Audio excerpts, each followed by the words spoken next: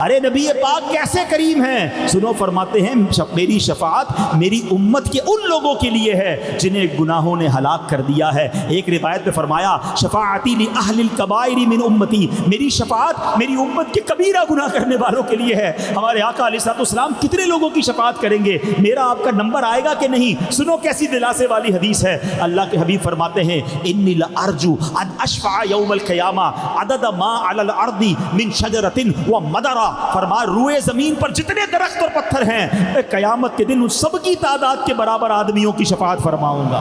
حضور قیامت کے دن آپ نہیں بچانا ہے، ورنہ ہمارے نامہ اعمال میں تو خطائیں ہی خطائیں پہلے ہی پتہ ہے نا۔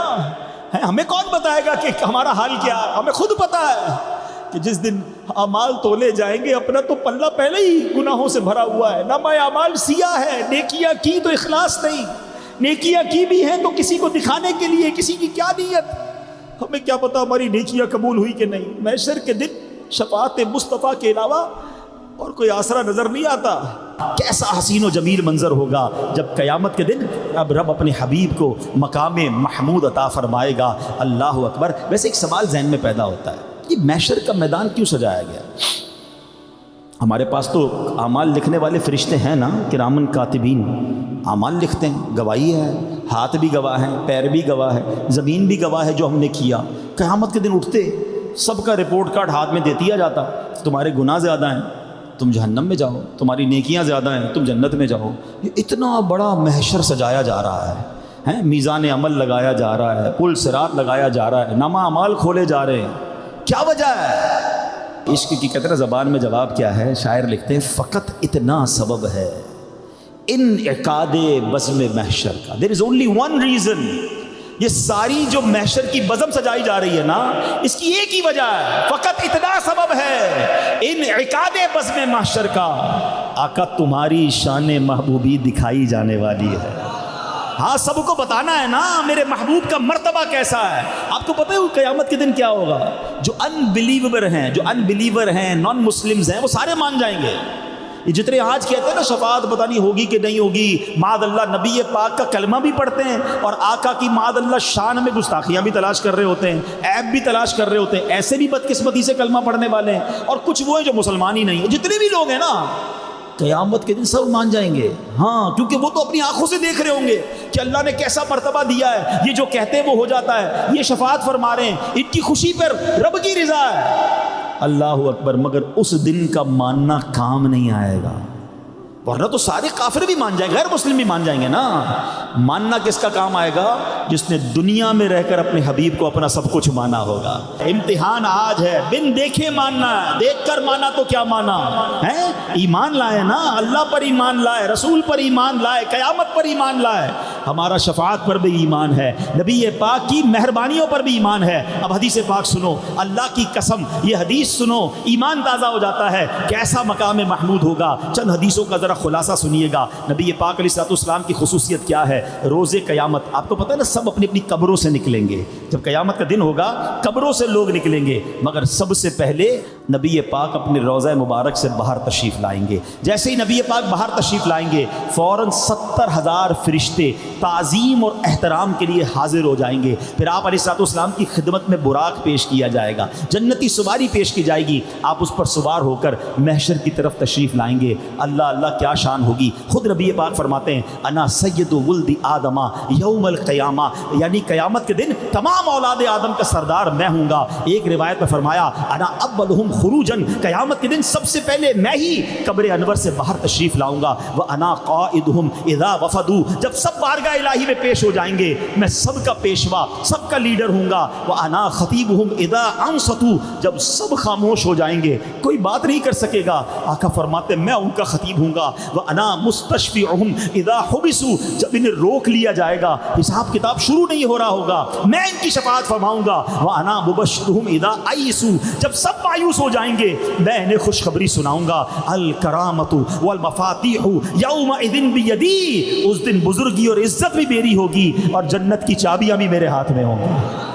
وَأَنَا أَكْرَمُ وَلَدِ آدَمَ عَلَى رَبِّي، اور میرے رب کریم کی بارگاہ میں تمام اولاد آدم سے بڑھ کر عزت بھی میری ہی ہوگی۔ اور فرمایا اس روز 1000 خادم میرے ارد گرد ہوں گے، یوں لگے گا گویا بکھرے ہوئے سفید چمکدار موتی ہیں۔ حدیث پاک پر فرمایا بیدی لواء الحمد، قیامت کے دن حمد کا پرچم میرے ہاتھ میں ہوگا۔ تحت آدم فمن دونہ، حضرت آدم علیہ الصلوۃ والسلام اور ان کی اولاد ساری مخلوق جو ہے میرے پرچم کے نیچے ہوگی۔ اللہ اکبر، وہ قیامت کا ہولناک دن جب یہ زمین تانبے کی زمین سے بدل دی جائے گی، جہنم قریب کر دی جائے گی، سورج 10 سالوں میں جتنی گرمی برساتا ہے اتنی گرمی اس میں جمع کر دی جائے گی، اور سروں کے بالکل قریب کر دیا جائے گا۔ رب قہار بھی غضب فرمائے گا، لوگ پسینے میں بھیگ رہے ہوں گے، گرمی ایسی کہ خدا بچائے، پیاس ایسی کہ خدا نہ دکھائے، کیسی پیاس ہوگی، پسینہ بہہ بہہ کر کئی گز زمین میں جذب ہو جائے گا۔ اب زمین میں پسینہ چوسنے کی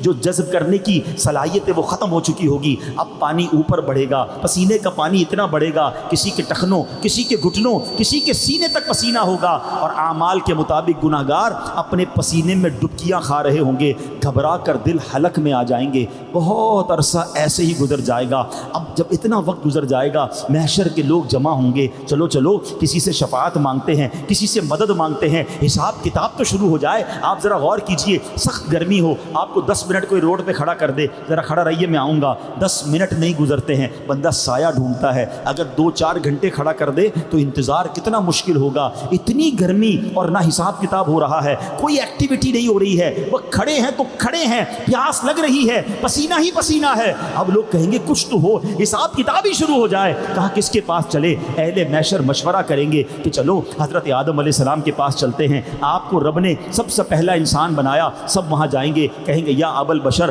آپ ہمارے والد ہیں، آپ ہماری شفاعت فرمائیے۔ حضرت آدم کیا کہیں گے؟ نفسی نفسی اذهبوا الی غیری، کسی اور کے پاس جاؤ، آج رب نے ایسا غضب فرمایا ہے پہلے کبھی نہیں فرمایا، میں تمہاری کوئی مدد نہیں کر سکتا۔ اب یہ محشر جو ہے ڈھونڈتے ڈھونڈتے حضرت نوح علیہ السلام کے پاس جائیں گے اور کہیں گے حضور آپ آدم ثانی تھے، آپ ہماری مدد فرمائیں۔ کہیں گے اذهبوا الی غیری، نفسی نفسی، کسی اور کے پاس جاؤ، میں آج تمہاری شفاعت نہیں کر سکتا۔ حضرت ابراہیم خلیل اللہ کے پاس جائیں گے، وہاں سے بھی یہی جواب ملے گا۔ حضرت موسیٰ کے پاس جائیں گے، وہاں سے بھی یہی جواب ملے گا۔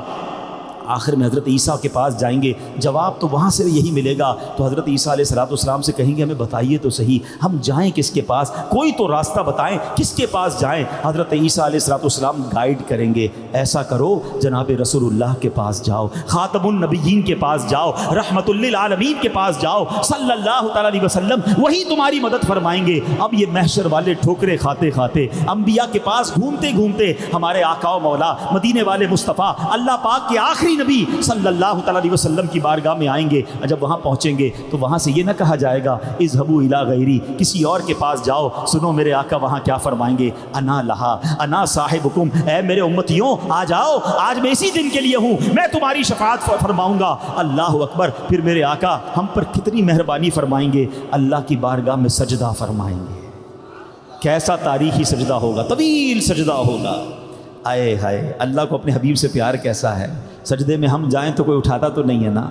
نبی پاک قیامت کے دن سجدہ کریں گے، رب کی طرف سے فرمان ہوگا ارفع راسک یا محمد، اے پیارے محبوب اپنا سر مبارک اٹھائیے، اپنا سر اٹھائیے۔ وَقُلْ يُسْمَعُ لَكَ، آپ فرمائیے، آپ بات کیجئے، آپ کی بات سنی جائے گی۔ سل تعطا، آپ مانگیے عطا کیا جائے گا۔ اشفع تشفع، آپ شفاعت کیجئے، آپ کی شفاعت قبول کی جائے گی۔ اب ذرا غور کیجئے، یہ کیسا مقام محمود ہوگا کہ پوری کائنات، پورے محشر کی نظریں نبی پاک کی طرف ہوں گی اور اللہ کے حبیب رب سے کلام کر رہے ہوں گے، شفاعت کا راستہ کھلوا رہے ہوں گے، آپ کی سنی جا رہی ہوگی۔ یہ کیسا مقام محمود ہے، اللہ اکبر۔ یہ ہے میرے آقا کی شان۔ وہ پکارے گا یا رسول اللہ مجھے جہنم کی طرف لے جا رہے ہیں، تو آقا اسے چھڑوا رہے ہوں گے۔ کوئی نبی پاک کا دامن تھام لے گا، کسی کی نبی پاک جو ہے وہ شفاعت فرما رہے ہوں گے۔ یہ کیسا منظر ہوگا۔ ایک صحابی رسول عرض کرتے یا رسول اللہ قیامت کے دن اگر آپ کے پاس تو بڑے بڑے انبیاء کرام، صدیقین اور شہداء ہوں گے، ہم یہاں دنیا میں آپ کا دیدار کر کے تسلی پا لیتے ہیں، حضور قیامت کے دن آپ کو کہاں تلاش کریں؟ اللہ اکبر۔ نبی پاک نے یہ نہ فرمایا کہ میرا بہت بڑا محل ہوگا، قیامت کے دن دیکھنا سب سے اونچی جگہ پر میں بیٹھا ہوں گا تو مجھے وہاں تلاش کر لینا۔ اللہ کے حبیب علیہ الصلوۃ والسلام فرماتے ہیں، حدیث کا مضمون ہے، مجھے ڈھونڈنا ہو تو حوض کوثر پر آ جانا۔ اپنے پیاسے امتیوں کو اپنے ہاتھوں سے پانی پلا رہا ہوں گا. کہا حضور وہاں نہ پاؤں تو ایسا کرنا پل صراط پر آ جانا. میں رب سلم امتی کی صدائیں بلند کرتے ہوئے اپنے گناہ گار امتیوں کو جب پل صراط سے پار لگا رہا ہوں گا. کہا حضور اگر وہاں نہ پاؤں تو ایسا کرنا میزان عمل پر آنا. میرے امتیوں کے پلڑے میں اپنے کرم سے گناہوں کے پلڑے جن کے بھاری ہو گئے ہوں گے نا, ان کے پلڑوں کو نیکیوں کے پلڑوں سے یعنی اپنے کرم سے ان کے پلڑے بھاری کر رہا ہوں گا. اللہ اکبر. اچھا یہاں ایک اور خوبصورت بات بھی سمجھنے والی ہے. اب ذرا غور کیجیے گا, ہے ٹیکنیکل بات, سمجھ جاؤ گے تو اور ایمان تازہ ہوگا اور یہ شعر اور پیارا سمجھ آ جائے گا. ذرا غور کیجیے, 8 ارب لوگ تو اس وقت دنیا میں ہیں, ٹھیک ہے. قیامت کے دن تو حضرت آدم سے لے کر حضرت قیامت تک جتنے لوگ آئے ہوں گے اربوں خربوں لوگ ہوں گے. اب اتنے اربوں خربوں لوگوں کے لیے پل صراط کتنا بڑا ہوگا, حوض کوثر کتنا بڑا ہوگا. اچھا پھر اسی طرح اعمال نامے جو کھلیں گے وہ جگہ کتنی بڑی ہوگی. اب اتنے بڑے بڑے ایریاز کتنے دور ہوں گے آپس میں, مگر نبی پاک تینوں جگہ پر کیسے نظر آئیں گے. اب ذرا غور کریں کہ ایک جگہ ہے تو دوسری جگہ کیسے پہنچیں گے, دوسری جگہ سے تیسری جگہ, اتنا لمبا ڈسٹینس ہوگا. ذرا امیجن کریں 25-30 لاکھ لوگ ہوتے ہیں حج میں, عرفات کے میدان میں 30 لاکھ لوگوں کو پورے عرفات کے میدان کا چکر کوئی نہیں لگا سکتا حج کے دن. مگر قیامت کے دن تو یہ کتنا بڑا میدان ہوگا, کتنا بڑا سسٹم لگایا ہوا گیا ہوگا. پل صراط الگ ہوگا, میزان عمل الگ ہوگا, حوض کوثر الگ ہوگا. یہ مختلف مقامات پر ہے اور آقا سب جگہ نظر آ رہے ہوں گے. ہے کیسا کمال اس دن دیکھنے کو ملے گا. تو مولانا حسن رضا خان صاحب کیا لکھتے ہیں, مقام مختلف, کہتے ہیں مقام فاصلوں پر کام مختلف اتنے, مقام فاصلوں پر کام مختلف اتنے, وہ دن ظہور کمال حضور کا ہوگا. ارے اس دن تو بتایا جائے گا نا کہ پیارے آقا کی شان کیا ہے, تو کیسا وہ منظر ہوگا. ذرا سنتے جائیے اور ایمان تازہ کیجئے کہ انشاءاللہ اللہ کے حبیب ہماری بھی شفاعت فرما کر اپنے ساتھ جنت میں لے جائیں گے. اس دن نبی پاک کی جب مہربانی ہوگی نا, ویسے تو یہ شعر بھی بہت پیارا ہے اور ہوگا بھی ایسے ہی کہ پیارے آقا جب کسی کے میزان عمل پر آئیں گے, جیسے ہم نے ایک روایت بھی سنی کہ ایک پرچہ درود پاک کا رکھا, اس کی نیکیوں کا پلڑا بھاری ہو گیا. تو مولانا حسن رضا خان صاحب لکھتے ہیں کہ گناہ گار پہ جب لطف آپ کا ہوگا, جب پیارے آقا کسی گناہ گار پر مہربانی فرما دیں گے نا, تو پتہ کیا ہوگا, کیا بغیر کیا بے کیا ہوگا. پہلے شعر سمجھ لو, خاندان اعلیٰ حضرت سے بھی پیار ہو جائے گا, پھر مل کر پڑھیں گے. کیا بغیر کیا, پہلے تو ٹیکنیکلی جو لوگ تھوڑا اردو سمجھتے ہیں, 4 بار لفظ کیا لکھا ہوا ہے, ایک ہی جیسا ورڈ ہے, کیا 4 بار, لیکن چاروں کا معنی الگ ہے. کمال دیکھیں, کیا بغیر کیا, یعنی جو گناہ کیے ہوں گے نا وہ تو ڈیلیٹ ہو جائیں گے, تو وہ بے کیے ہو جائیں گے. جو کیا ہوگا وہ بے کیا ہو جائے گا, اور جو بے کیا ہوگا, جو کیے ہی نہیں ہے, نیکیاں تو کی نہیں ہے, وہ کیا ہوگا. یعنی اللہ کریم جب نبی پاک کی شفاعت قبول فرمائے گا نا, تو گناہ گار پر ایسا کرم ہوگا کہ اس کے گناہ ہی نیکیوں سے بدل دیے جائیں گے, گناہ ڈیلیٹ ہو جائیں گے, نیکیاں انٹر ہو جائیں گی. اب سنو اور جھومو. گناہ گار پہ جب لطف آپ کا ہوگا, گناہ گار پہ جب لطف آپ کا ہوگا, کیا بغیر کیا بے کیا ہوگا. حدیثیں سنتے جائیں اور جھومتے جائیں. نبی پاک علیہ السلام فرماتے ہیں مجھے اختیار دیا گیا کہ 2 باتوں میں سے ایک بات قبول فرما لیں, آپشن. سبحان اللہ. فرمایا ایک اختیار یہ دیا گیا کہ آپ کی آدھی امت کو بخش دیا جائے, آپ کی آدھی امت کو جنت عطا کر دی جائے, اور دوسرا اختیار یہ ہے کہ یا پھر آپ شفاعت لے لیں. نبی پاک فرماتے ہیں میں نے شفاعت کو قبول کر لیا. اس کا مطلب یہ ہوا فاخترت الشفاعہ لأنہا اعم واکفا, میں نے شفاعت کو اختیار کر لیا کیونکہ اس میں گنجائش زیادہ ہے, یعنی شفاعت کے ذریعے آدھی نہیں اپنی پوری امتی بخشوا لوں گا. پھر کہتے ہیں نبی پاک علیہ السلام فرماتے ہیں شفاعتی للہالکین من امتی, ایسا نہیں نبی پاک صرف نیکوکاروں کی شفاعت فرمائیں گے. میرے رضا کہتے ہیں نا کیا ہی ذوق افزا شفاعت ہے تمہاری واہ واہ, قرض لیتی ہے گناہ پرہیزگاری واہ واہ.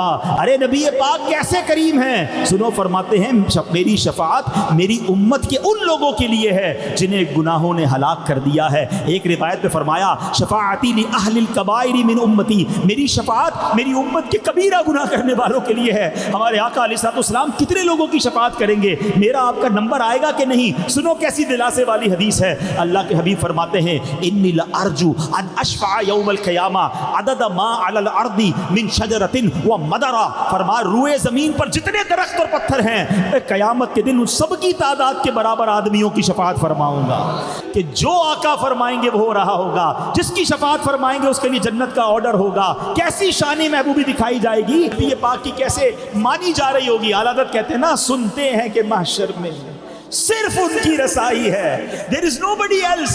سنتے ہیں کہ محشر میں صرف ان کی رسائی ہے، گھر ان کی رسائی ہے، لو جب تو بنائی ہے۔ آقا علیہ الصلوۃ والسلام فرماتے ہیں، سنو کتنا ہم سے پیار کرتے ہیں، فرماتے ہیں قیامت کے دن انبیاء کے لیے سونے کے ممبر لگائے جائیں گے، سب نبی اپنے ممبر پر تشریف فرما ہوں گے، میں اپنے ممبر پر نہیں بیٹھوں گا، میرا ممبر خالی ہوگا، مجھے خوف ہوگا کہ کہیں ایسا نہ ہو مجھے جنت میں بھیج دیا جائے اور میری امت تنہا رہ جائے۔ ذرا غور کیجئے اس میں پیار کیسا ہے۔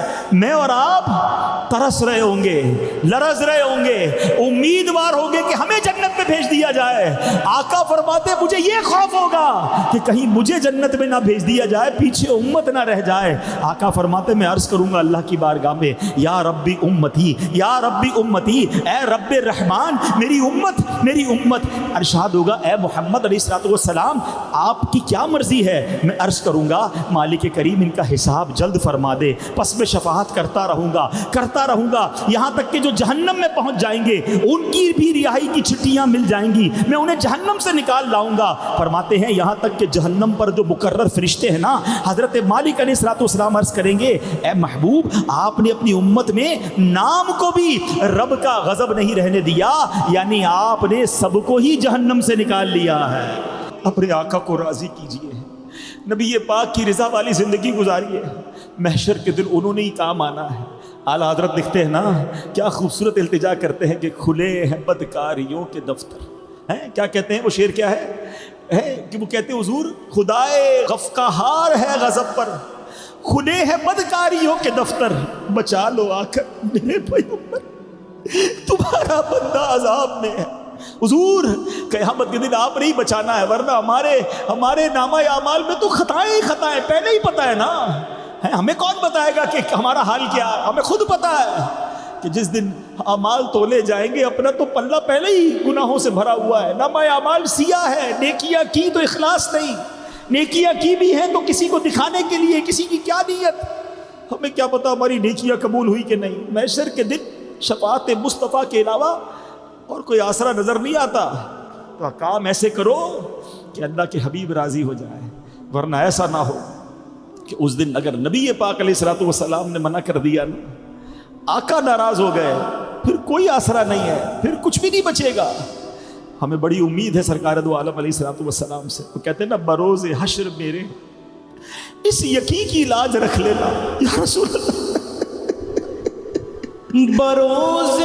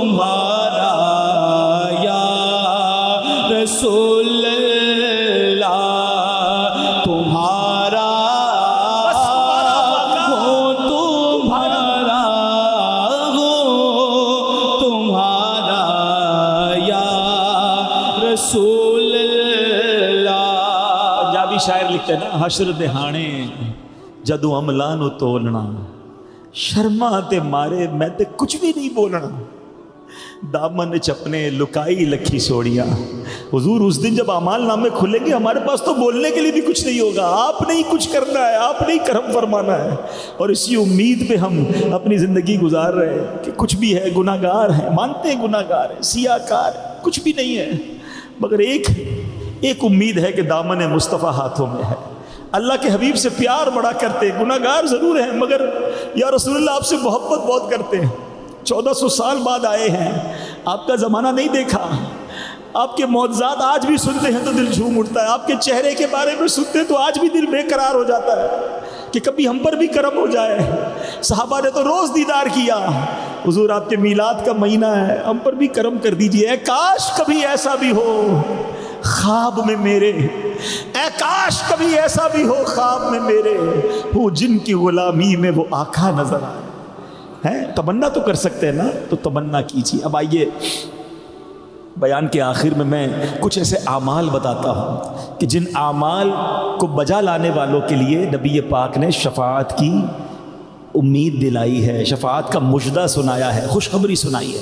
حضرت ابو ہریرہ فرماتے ہیں ایک دن میں نے پوچھا یا رسول اللہ روز قیامت آپ کی شفاعت کون پائے گا، کس کو ملے گی؟ فرمایا قال لا الہ الا اللہ خالصا من قلبہ، جس نے دل کے اخلاص کے ساتھ کلمہ طیبہ پڑھا ہوگا وہ شفاعت کا حقدار ہے۔ اور محبت سے ایک بار پڑھ لو، لا الہ الا اللہ محمد الرسول اللہ صلی اللہ تعالیٰ علیہ وسلم۔ ہم مسلمان ہیں، اللہ کا بہت شکر ہے، کلمہ بھی پڑھا ہے، مگر دعا یہ ہے کہ مرتے وقت تک مسلمان رہیں۔ ہاں یہ سمجھنا ہوگا کہ ہمیں ولا تموتن الا وانتم مسلمون، قرآن کہتا ہے مرنا نہیں مگر مسلمان، ایمان سلامت لے کر جانا ہے، تو اس کے لیے حفاظت کا انتظام کریں، اچھے ماحول میں رہیں، برے ماحول میں نہ جائیں جہاں ایمان کے ڈاکو گھوم رہے ہیں، فلمی گانوں کے چکر میں، کامیڈی شو کے چکر میں، کفریہ کلمات دوستے آج کل لوگ کہہ رہے ہو تو پتہ بھی نہیں چلتا۔ عاشق رسول کی صحبت پہ رہیے، عاشقان رسول کی صحبت میں رہیے، اچھے ماحول میں رہیے تاکہ ایمان سلامت رہے۔ اور سبحان اللہ، ایمان کی بنیاد کیا ہے؟ سبحان اللہ، ایمان کس کو کہتے ہیں؟ ایمان کی اصل دل کی تصدیق کرنا، ایمان دل کا معاملہ ہے، ٹھیک ہے؟ اللہ پاک پر ایمان، رسول پاک علیہ الصلوۃ والسلام پر ایمان، نبیوں پر ایمان، کتابوں پر ایمان، یہ سب جو ایمان کی بنیادیں ہیں ان سب پر ہمارا یقین عشق کی حد تک ہونا چاہیے۔ اپنے ایمان کی بنیاد عقل پر نہ رکھیں، یہ بات یاد رکھیے گا ورنہ بھٹک جانے کا اندیشہ ہے۔ شیخ سلطان باہو رحمۃ اللہ تعالی فرماتے ہیں نا، ایمان سلامت ہر کوئی منگے، ایمان سلامت ہر کوئی منگے، عشق سلامت کوئی ہو۔ عشق تو کوئی سلامت مانگتا ہے، ارے عشق سلامت، اگر ایمان عشق پر بنیاد رکھ دی نا تو پھر ایمان کہیں نہیں جاتا ہے۔ وہ کہتے ہیں نا، عقل کو تنقید سے فرصت نہیں، عشق پر اعمال کی بنیاد رکھ۔ امام فخر الدین رازی بہت بڑے امام، بہت بڑے ماہر عالم دین تھے، آخری وقت آیا شیطان آ گیا۔ شیطان یاد رکھیے گا مرتے وقت بھی ایمان چھیننے بڑے بڑے لوگوں کے پاس جاتے ہیں، ہم تو ویسے ہی گناہ گار ہیں۔ امام رازی کو شیطان کہتا ہے اللہ ایک ہے، کوئی دلیل دیجیے۔ امام رازی نے دلیل پیش کی، شیطان تو بڑا خبیث تھا، اس نے وہ دلیل اپنے غلط خیال میں توڑ دی۔ امام رازی نے دوسری دلیل دی، اس نے اس کا بھی رد کیا۔ امام رازی نے تیسری دلیل تھی، یہاں تک کہ آپ نے 360 دلیلیں دی۔ علم کا مقابلہ ہو رہا ہے نا، شیطان بھی تو اپنے زمانے کا بڑا، اس نے علم حاصل کیا تھا، وہ دلیلیں رد کرتا گیا۔ امام رازی کے پیر صاحب کہیں دور وضو کر رہے تھے، آپ نے روحانی طاقت سے یہ معاملہ دیکھا، وہیں سے فرمایا رازی کہہ کیوں نہیں دیتا کہ میں نے بغیر دلیل کے رب کو ایک مانا ہے۔ شیطان کو جب امام رازی نے یہ جواب دیا نا، آپ کا دم نکل گیا، آپ ایمان سلامت لے کر دنیا سے چلے۔ ہر چیز میں لاجک نہ ڈھونڈا کرو، میری آپ کی عقل تھوڑی، ہماری اوقات ہی کوئی نہیں۔ ہمیں کوئی پڑھا لکھا انجینئر ڈاکٹر مل جائے، اس کی باتیں سمجھ نہیں آتی، کہتے ہیں پتہ نہیں کیسی باتیں کر رہا ہے، میں تو تمہیں سمجھ نہیں آتی کہ وہ ڈاکٹر غلط ہے۔ کسی انجینئر کے ساتھ بیٹھو، وہ ہمیں بلڈنگ کی باتیں بتا، ہمیں سمجھ نہیں آتی، ہم کہتے ہیں اس کو بلڈنگ بنانا نہیں آتا، اور تجھے سمجھ نہیں آ رہی بھائی، اس کی عقل آگے ہے، اس نے زیادہ پڑھا ہے، اس کی نالج زیادہ ہے، اتنی تو ہماری عقل ہے۔ ہم چلے قرآن پر لاجک ڈھونڈنے، حدیث پر لاجک ڈھونڈنے، بھائی مان لو نا۔ اور پنجابیوں کی ایک بات بڑی پیاری ہے، کہتی ہے اسی منن والے سوچن والے نہیں ہیں، ماننے والے بنو۔ اور ایمان کہتے ہی اس کو ہے، یقین عشق پر، ٹھیک ہے؟ اور سبحان اللہ، ایک اور عمل جس پر شفاعت کا وعدہ ہے، نبی پاک فرماتے شفاعتی یوم القیامت حق، میری شفاعت قیامت کے دن فرمانا حق ہے۔ فمن لم یؤمن بها لم یکن من اہلها، پس جو اس پر ایمان نہ لائے گا اس کا حقدار نہیں ہوگا۔ شفاعت پر ایمان لائے گا اس کو ہی شفاعت ملنی ہے۔ تو الحمدللہ ہمارا ایمان ہے، اور انشاءاللہ نبی پاک ہماری شفاعت بھی فرمائیں گے انشاءاللہ۔ ہائے ہائے، ایک اور عشق والی بات بھی سن لو۔ خیر آج تو بیان ہی عشق رسول پر ہوتا رہا، مگر اور آپ کے دل کی کہتے ہیں نا کلیاں کھلیں گی۔ پتہ شفاعت کہاں سے ملتی ہے؟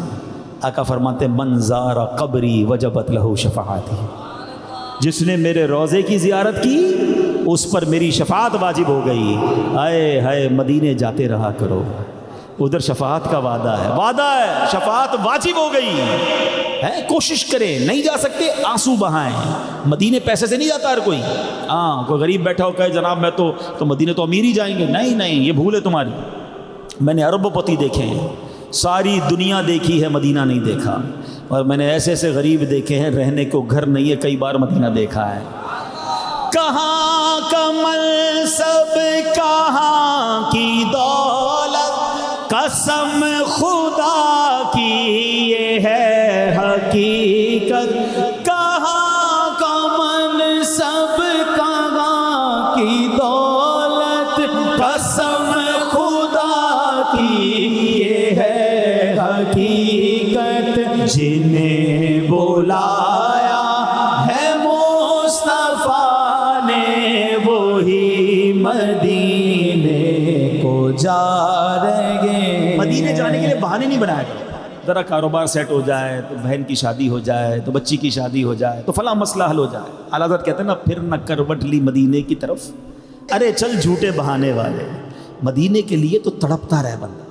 ہاں دنیا کا کوئی کام کو سیدھا پلاٹ خریدنا ہے تو کوئی چیز گھر میں سونا بیچ دیتے ہیں لوگ.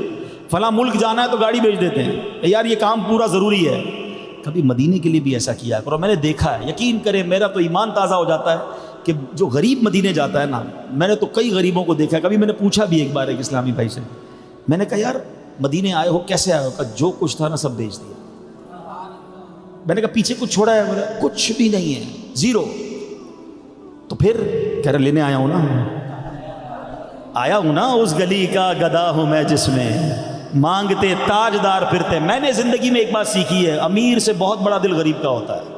غریب جیسا سخی نہیں ہوتا. جو سخی ہیں ارے وہ سب کچھ بیچ کر الٹا قرضہ لے کر چلے جاتے ہیں. قرضہ نہیں لینا چاہیے کیونکہ بعد میں مشکل میں نہ آ جائیں, لیکن تڑپ ہونی چاہیے. اور مدینے جانے کے لیے کہتے ہیں نا, مدینے جانے کے لیے بہانے ڈھونڈا کرو, نہ جانے کے لیے بہانے نہ ڈھونڈا کرو. اس آس پہ جیتا ہوں کہہ دے یہ کوئی آ کر, اس آس پہ جیتا ہوں کہہ دے یہ کوئی آ کر, چل تجھ کو مدینے میں سرکار بلاتے ہیں. زندگی کا تو مقصد ہی ایک ہونا چاہیے, ہاں سوچ ہی ایک ہونی چاہیے. پنجابی شاعر کہتے ہیں نا سب سے بڑا شوق کیا ہو؟ مدینہ. مینو شوق مدینے جاون دا, میرے دل وچ حسرت ہور نہیں. آقا تیری مرضی ہے ساڈا تے کوئی زور. شوق ہی ایک ہونا چاہیے. ایک اور بات سنو, شفاعت کا کیا وعدہ ہے. نبی پاک فرماتے جس نے اذان سنی اور یہ کہا اللہم رب هذه الدعوة التامة والصلاة القائمة آت محمدا الوسیلة والفضیلة وابعثه مقاما محمودا الذی وعدته. اب فرمایا اس دعوت تامہ, اس کا ترجمہ بھی سن لو. اللہ اے اللہ پاک اس دعوت تامہ اور صلاۃ قائمہ کے مالک تو ہمارے سردار حضرت محمد صلی اللہ علیہ وسلم کو وسیلہ اور فضیلت اور بہت بلند درجہ عطا فرما, اور ان کو مقام محمود میں کھڑا کر جس کا تو نے ان سے وعدہ کیا ہے. آقا فرماتے جو یہ کہے اس کے لیے میری شفاعت حلال ہو گئی. یہ دعا یاد کر لیں, پانچوں وقت اذان جب ہو تو خاموش ہو جایا کریں, جواب دیں. ہر جملے پر لاکھوں لاکھ نیکیاں ہیں. مؤذن کہے اللہ اکبر اللہ اکبر, آپ بھی وہی کہہ دیں. اشہد ان لا الہ الا اللہ, آپ وہی دہرائیں. جو کہہ رہا ہے مؤذن وہی دہرا لیں تو بھی نیکیاں. مزید کچھ تفصیل ہے اس میں, وہ تفصیل سمجھ لیں اور پھر یہ دعا یاد کر لیں. جب یہ دعا یاد کر لیں گے اور ہر روز پڑھتے رہیں گے تو انشاءاللہ قیامت کے دن انشاءاللہ شفاعت کا مجدہ مل جائے گا. ایک اور حدیث سن لیں. نبی پاک فرماتے ہیں جو شخص دینی معاملات کے متعلق 40 حدیثیں یاد کر کے میری امت تک پہنچا دے گا, میں قیامت کے دن اس کی شفاعت کروں گا اور اس کے لیے گواہی دوں گا. اب 40 حدیثیں یاد کر لے بھائی ہیں. آپ کہیں گے یار یہ تو بڑا مشکل ہے. میں اگر کہوں جو 40 حدیثیں مجھے سنائے گا اس کو میں 40,000 روپے دوں گا. اب بتائیں کتنے یاد کر لیں گے ہیں. لوگ کہیں گے آج رات ہی یاد کر لیتے ہیں. حضرت یہ آپ کہاں جائیں گے, صبح دے کے جائیے گا پیسے, رات میں یاد ہو جائیں گی. 40-50 ہزار کے لیے یاد کرو گے, شفاعت کا وعدہ ہے بھائی. اور دعوت اسلامی پھر ماشاءاللہ اتنا آسان کر دیتے ہیں. اب کتابوں کے نام بھی نوٹ کر لیں. منتخب احادیث, فیضان چہل حدیث, 40 حنفیہ, الاربعین نوویہ، اربعین عطار، یہ کتابیں موجود ہیں، چھوٹے چھوٹے رسالے لے لیں، چھوٹی چھوٹی حدیث ہم نے نکالی بھی بہت مختصر والی ہے، روز کی 2 یاد کریں تو 20 دن میں ہو جائیں گی، ٹھیک ہے نا، خود بھی یاد کر لیں، بچوں کو بھی یاد کر دیں اور بتاتے بھی رہا کریں، حدیث مجھے یاد ہے سبحان اللہ پڑھتے رہا کریں، تو یہ حدیثیں یاد کر لیں، شفاعت کا وعدہ ہے، اللہ کریم سے دعا ہے رب کریم قیامت کے دن نبی پاک کے پرچم تلے جمع ہونا نصیب فرما، نبی پاک کے حوض کوثر سے آقا کے ہاتھوں جام کوثر پینا نصیب فرما۔ بڑا پیارا شعر ہے، شاعر بڑی خوبصورت بات ہے، مان والی بات، اوقات تو نہیں ہے مگر کہتے نا ہم عشق کے بندے ہیں کیوں بات بڑھائیے، میری اوقات نہیں ہے، وہ بارگاہ تو بہت بڑی ہے نا، مانگنے والوں کو کتنا دیتے ہیں، اتنا دیا دامن میں ہمارے سمایا نہیں، تو آج آنکھوں میں اشک ہیں، نہ معلوم کس کی آمین کے صدقے ہم سب کے یہ حق میں دعا قبول ہو جائے، تو کیا لکھتے ہیں، تمنا دل اشرف بس اتنی ہے سرے محشر، کیا تمنا ہے، تمنا دل اشرف بس اتنی ہے سرے محشر، جب آقا جام کوثر دیں لبے اقدس لگا کر دیں، جب آقا جام کوثر دیں لبے اقدس لگا کر دیں، آتا ہے فقیروں پہ انہیں پیار کچھ ایسا، اوقات ہماری جام کوثر مل جائے بڑی بات ہے۔ اعلیٰ حضرت ایک جگہ انکساری کیا فرماتے ہیں کہ حضور جس دن آپ نیکوکاروں کو چھلکتے جام دیں گے نا، مجھے تو ایک بوند بھی مل جائے گی تو میرا کام ہو جائے گا، کیا لکھتے ہیں، تیرے صدقے مجھے ایک بوند بہت ہے تیری، جس دن اچھوں کو ملے جام چھلکتا تیرا، اگر تو یہ آرزو ہے کہ ایک بوند مل جائے تو بھی بہت ہے، مگر کہتے نا ہم بھی تو امتی ہیں، لاڈ بھی تو کر سکتے ہیں، ناز میں عرض کر رہے ہیں کہ آقا جب آقا جام کوثر دیں لبے اقدس لگا کر دیں، جب آقا جام کوثر دیں لبے اقدس لگا کر، اچھا وہ ہے کیسے، اب سن لیا نا، جنت کے خزانے بھی دے دیے، مقام محمود بھی رب نے دیا، اپنے کرم سے کیا کیا اتھارٹیز دی ہیں، تو پھر کیوں نہ کہیں کہ آقا کی کیسی اللہ پاک نے کیسی عطائیں عطا فرمائی ہے، جہاں والی عطا کر دیں بڑی جنت ہبا کر دیں، جہاں والی عطا کر دیں بڑی جنت ہبا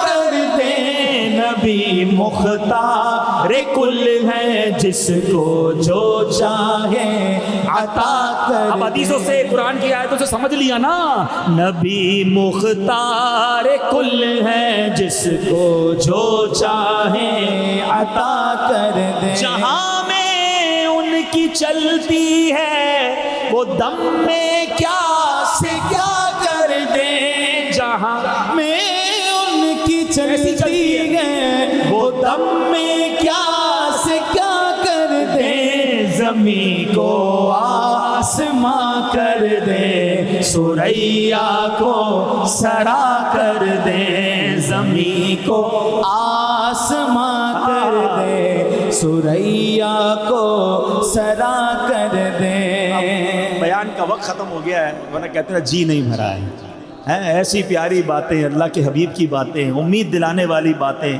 شافع روز محشر کی باتیں، کہاں سے دی بھرے گا، زندگیاں ختم ہوئیں اور قلم ٹوٹ گئے، آقا تیرے اوصاف کا ایک باب بھی پورا نہ ہوا، دلدار بڑے آئے محبوب بڑے دیکھے، پر جو بھی دیکھے سبھی ان کے قدموں میں پڑے دیکھے، ارباب نظر کو کوئی ایسا نہ ملے گا، بندے تو بہت مل جائیں گے پر آقا نہ ملے گا، تاریخ اگر ڈھونڈے گی ثانی محبت، ثانی تو بڑی چیز ہے سایہ نہ ملے گا، اللہ نبی پاک کی سچی محبت عطا فرمائے، اللہ پاک عمل کرنے کی توفیق عطا فرمائے، صلو علی الحبیب۔